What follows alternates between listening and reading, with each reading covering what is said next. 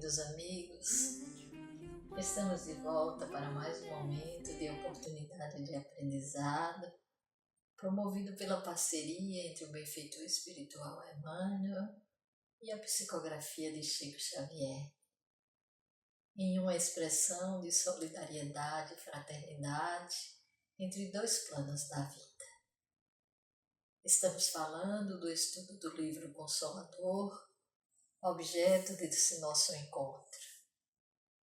Que possamos sentir o psiquismo de amor desses dedicados irmãos a nos envolver, facilitando o nosso entendimento no estudo de hoje. Continuaremos abordando conteúdos pertinentes à filosofia. Hoje, especificamente, falaremos a respeito do trabalho como meio de iluminação do ser espiritual. Iniciamos trazendo alguns trechos de uma mensagem de Emmanuel intitulada Trabalho, que consta do livro Pensamento e Vida, psicografia também de Chico Xavier. Se nos propomos retratar mentalmente a luz dos planos superiores, é indispensável que a nossa vontade abrace espontaneamente o trabalho por alimento de cada dia. Hoje, sabemos que a lei do trabalho é roteiro da justa emancipação. Sem ela, o mundo mental dorme estanque. Fugir-lhes aos impositivos é situar-se à margem do caminho, onde o carro da evolução marcha inflexível, deixando à retaguarda quantos se amolgam à ilusão da preguiça. Além do trabalho-obrigação que nos remunera de pronto, é necessário nos atenhamos ao prazer de servir. O trabalho-ação transforma o ambiente. O trabalho-serviço transforma o homem. A maneira que se nos alonga a ascensão, entendemos com mais clareza a necessidade de trabalhar por amor de servir. Quando começamos a ajudar o próximo sem aguilhões, matriculamo-nos no acrisolamento da própria alma, entrando em sintonia com a vida abundante. Nos círculos mais elevados do espírito, o trabalho não é imposto. A criatura consciente da verdade compreende que a ação no bem é ajustamento às leis de Deus, e a ela se rende por livre vontade. Por isso, nos domínios superiores, quem serve avança para os cimos da imortalidade radiosa, reproduzindo dentro de si mesmo as maravilhas do céu que nos rodeia a espelhar-se por toda parte.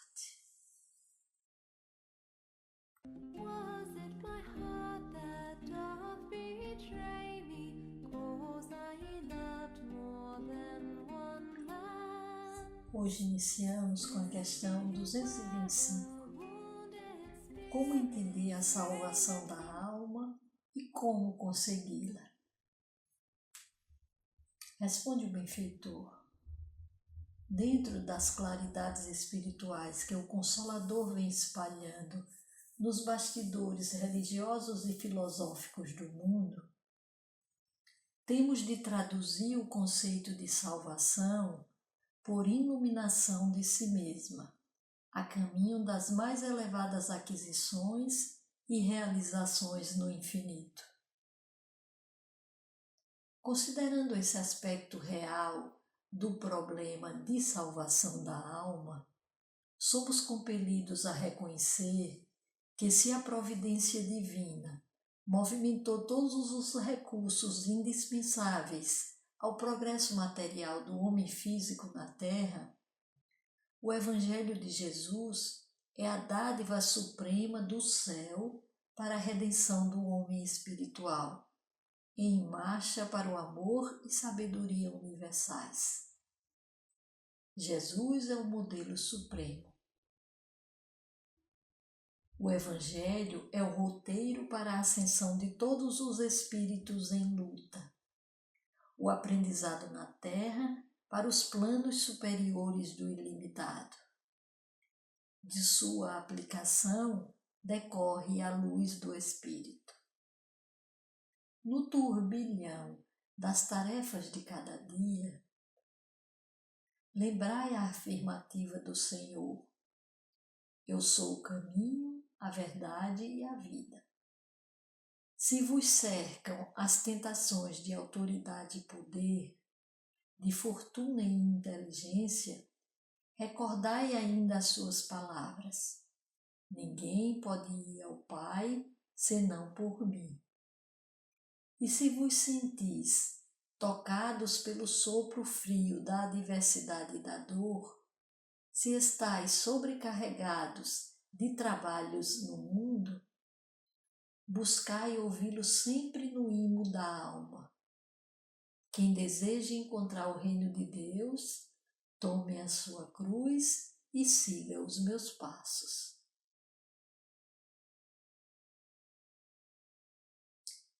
Esse é um tema muito pertinente a todos nós. Salvação da alma. Não um prêmio ofertado pela divindade, como muitos imaginam, mas como esclarece o benfeitor, trata-se de autoiluminação, fazer brilhar a própria luz. E como alcançarmos esta conquista, Emmanuel ensina, através da vivência do Evangelho de Jesus, que é a dádiva suprema do céu para a redenção do homem espiritual. É o roteiro para a ascensão de todos os espíritos em luta. Que resposta fantástica! E nos recordamos da grande bandeira defendida pelo Espiritismo. Fora da caridade não há salvação. Ou seja, fora da caridade não existe processo de autoiluminação. E qual o verdadeiro sentido da palavra caridade, como a entendia Jesus? Essa é a questão 886 do Livro dos Espíritos. E a resposta dos benfeitores: benevolência para com todos, indulgência para as imperfeições dos outros e perdão das ofensas. Resumindo, sem a promoção do bem para todos, sem a indulgência com as imperfeições alheias e sem perdão, não existe autoiluminação.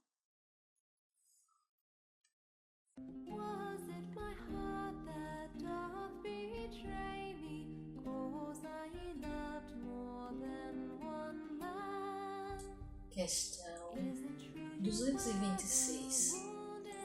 Os guias espirituais têm uma parte ativa na tarefa de nossa iluminação pessoal? Responde o mentor.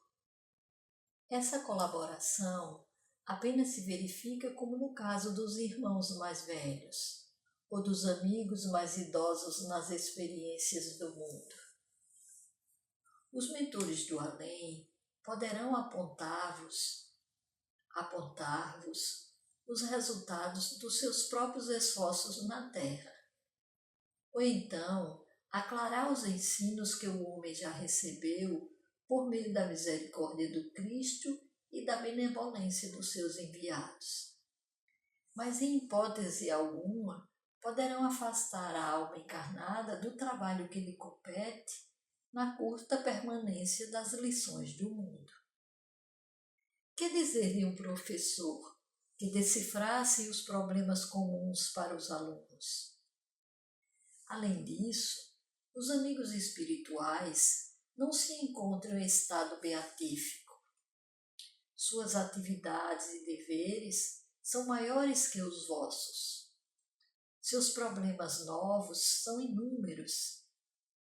E cada espírito deve buscar em si mesmo a luz necessária à visão acertada do caminho. Trabalhai sempre. Essa é a lei para vós outros e para nós que já nos afastamos do âmbito limitado do círculo carnal. Esforcemo-nos constantemente. A palavra do guia é agradável e amiga, mas o trabalho de iluminação pertence a cada um. Na solução dos nossos problemas, nunca esperemos pelos outros, porque de pensamento voltado para a fonte de sabedoria e misericórdia, que é Deus, não nos faltará em tempo algum a divina inspiração de sua bondade infinita. O trabalho, como nos diz os guias espirituais na questão 674 do Livro dos Espíritos, é lei da natureza, por isso mesmo constitui uma necessidade. Trazemos a fala da benfeitora Joana de Ângeles no livro Estudos Espíritas, no capítulo 11. Mediante o trabalho remunerado, o homem modifica o meio, transforma o hábitat, cria condições de conforto. Pelo trabalho abnegação, do qual não decorre troca nem permuta de remuneração, ele se modifica a si mesmo, crescendo no sentido moral e espiritual. Por um processo, ele se desenvolve na horizontal e se melhora exteriormente. Pelo outro, ascende no sentido vertical da vida e se transforma de dentro para fora. Utilizando-se do primeiro recurso, conquista simpatia e respeito, gratidão e amizade. Por meio de autodoação, consegue superar-se, revelando-se instrumento da misericórdia divina na construção da felicidade de todos. Was it my heart that doth betray me? 'Cause I loved more than one man. Questão 227. Deus concede o favor a que chamamos graça? Responde Emmanuel. São tão grandes as expressões da misericórdia divina que nos cercam o espírito, em qualquer plano da vida, que basta olhar a natureza física ou invisível para sentirmos em torno de nós uma aluvião de graças. O favor divino, porém, como o homem pretende receber no seu antropomorfismo, não se observa no caminho da vida, pois Deus não pode assemelhar-se a um monarca humano, cheio de preferências pessoais ou subornado por motivos de ordem inferior. A alma, aqui ou alhures, receberá sempre de acordo com o trabalho da edificação de si mesma. É o próprio Espírito que inventa o seu inferno ou cria as belezas do seu céu. E tal seja o seu procedimento, acelerando o processo de evolução pelo esforço próprio, poderá Deus dispensar na lei em seu favor, pois a lei é uma só, e Deus, o seu juiz supremo e eterno. Como nos disse anteriormente Emmanuel, esforcemo-nos constantemente e receberemos de acordo com o nosso trabalho de edificação. Mas a misericórdia de Deus nunca nos falta. Lembremo-nos da citação evangélica: ajuda-te e o céu te ajudará. Was it my heart that doth betray me? 'Cause I loved more than one man. Questão 228. A autoiluminação pode ser conseguida apenas com a tarefa de uma existência na Terra? Responde o benfeitor. Uma encarnação é como um dia de trabalho. E para que as experiências se façam acompanhar de resultados positivos e proveitosos na vida, faz-se indispensável que os dias de observação e de esforço se sucedam uns aos outros. No complexo das vidas diversas, o estudo prepara.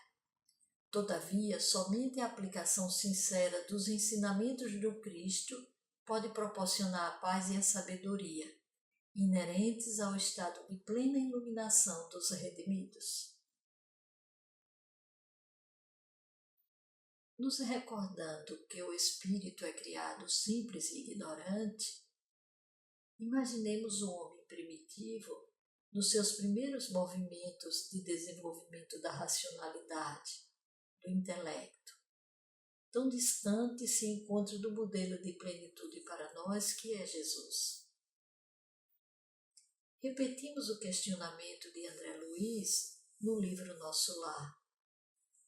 Quantas existências, quantos corpos, quantos séculos, quantos serviços, quantos triunfos, quantas mortes necessitamos ainda? Os instrutores espirituais, no Livro dos Espíritos, no capítulo 4, que trata da pluralidade das existências, esclarecem que o objetivo da reencarnação é aprimoramento progressivo da humanidade. A cada nova existência, o espírito dá um passo no caminho do progresso. Quando se despoja de todas as suas impurezas, não tem mais necessidade das provas da vida corporal. E o roteiro para essa conquista, reafirma Emmanuel, é vivenciarmos os ensinamentos de Jesus. Was it my heart that doth betray me, 'cause I loved more than one man? Questão 229. Como entender o trabalho de purificação nos ambientes do mundo? E a resposta de Emmanuel. A purificação na terra ainda é qual o lírio alvo, nascendo do lodo das amarguras e das paixões. Todos os espíritos encarnados, porém, devem considerar que se encontram no planeta como em poderoso cadinho de acrisolamento e regeneração, sendo indispensável cultivar a flor da iluminação íntima, na angústia da vida humana, no círculo da família ou da comunidade social, por meio da maior severidade para consigo mesmo e da maior tolerância com os outros, fazendo cada qual de sua existência um apostolado de educação, onde o maior beneficiado seja o seu próprio espírito. É, portanto, no ambiente das lutas e das dores terrestres, vigilantes e atentos às oportunidades, que seremos convidados à prática do sacrifício, da renúncia, da compaixão, da compreensão, da misericórdia, do aprendizado no amor. E novamente trazemos André Luiz, ainda na mensagem de introdução do livro Nosso Lar. É preciso muito esforço do homem para ingressar na Academia do Evangelho do Cristo. Ingresso que se verifica quase sempre de estranha maneira. Ele só, na companhia do Mestre, efetuando o curso difícil, recebendo lições sem cátedras visíveis e ouvindo vastas dissertações sem palavras articuladas. Muito longa, portanto, nossa jornada laboriosa. Was it my heart that doth betray me? 'Cause I loved more than one man. Questão 230. Como iniciar o trabalho de iluminação da nossa própria alma? Responde o benfeitor. Esse esforço individual deve começar com o autodomínio, com a disciplina dos sentimentos egoísticos e inferiores, com o trabalho silencioso da criatura por exterminar as próprias paixões. Nesse particular, não podemos prescindir do conhecimento adquirido por outras almas que nos precederam nas lutas da terra, com as suas experiências santificantes, água pura de consolação e de esperança, que poderemos beber nas páginas de suas memórias ou nos testemunhos de sacrifício que deixaram no mundo. Todavia, o conhecimento é a porta amiga que nos conduzirá aos raciocínios mais puros. Porquanto, na reforma definitiva de nosso íntimo, é indispensável o golpe da ação própria, no sentido de modelarmos nosso santuário interior na sagrada iluminação da vida. Santo Agostinho, na questão 919 do Livro dos Espíritos, assevera que o meio mais prático e eficaz para se melhorar nessa vida e resistir ao arrastamento do mal é conhecer-se a si mesmo e verificar o que há para se reformar. E Kardec, comentando a questão 917, também esclarece sobre a necessidade de combate ao egoísmo, numa proposta de construção da verdadeira felicidade. Vejamos. O egoísmo é a fonte de todos os vícios, como a caridade é a fonte de todas as virtudes. Destruir um e desenvolver o outro, tal deve ser o esforço do homem, se quer assegurar a sua felicidade nesse mundo, tanto quanto no futuro. Was it my heart that doth betray me? 'Cause I loved more than one man. Questão 231. Considerando que numerosos agrupamentos espíritas se formam apenas para a doutrinação das entidades perturbadas do plano invisível, quais os mais necessitados de luz? Os encarnados ou os desencarnados? Responde Emmanuel. Tal necessidade é comum a uns e outros. É justo que se preste auxílio fraterno aos seres perturbados e sofredores das esferas mais próximas da Terra. Entretanto, é preciso convir que os espíritos encarnados carecem de maior porcentagem de iluminação evangélica que os invisíveis, mesmo porque, sem ela, que auxílio poderão prestar ao irmão ignorante e infeliz? A lição do Senhor não nos fala do absurdo de um cego a conduzir outros cegos? Por essa razão, é que toda reunião de estudos sinceros dentro da doutrina é um elemento precioso para estabelecer o roteiro espiritual a quantos desejem o bom caminho. A missão da luz é revelar com verdade serena. O coração iluminado não necessita de muitos recursos da palavra, porque na oficina da fraternidade bastará o seu sentimento esclarecido no Evangelho. A grande maravilha do amor é o seu profundo e divino contágio.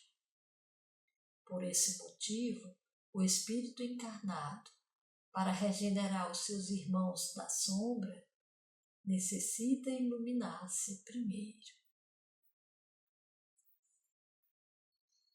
Com essa lúcida resposta, nós terminamos o conteúdo que trata do trabalho de iluminação. E para concluirmos nosso estudo de hoje, trouxemos uma poesia de Abílio Guerra Junqueiro, através da psicografia de Chico Xavier, intitulada Aos Trabalhadores do Evangelho, e consta do livro Lira Imortal. Trabalhai, trabalhai, que a aurora se avizinha. O clarão da verdade indômita caminha, trazendo aos corações o dia da bonança. Formai o batalhão da paz e da esperança, precursores da luz dos tempos que hão de vir. Porque o mundo de agora é um milharal maduro, onde o amor de Jesus, abençoado e puro, vai colher o bom grão da terra do porvir. A todos, a nossa gratidão pela companhia. Roguemos a Jesus discernimento e luz. Até a próxima semana.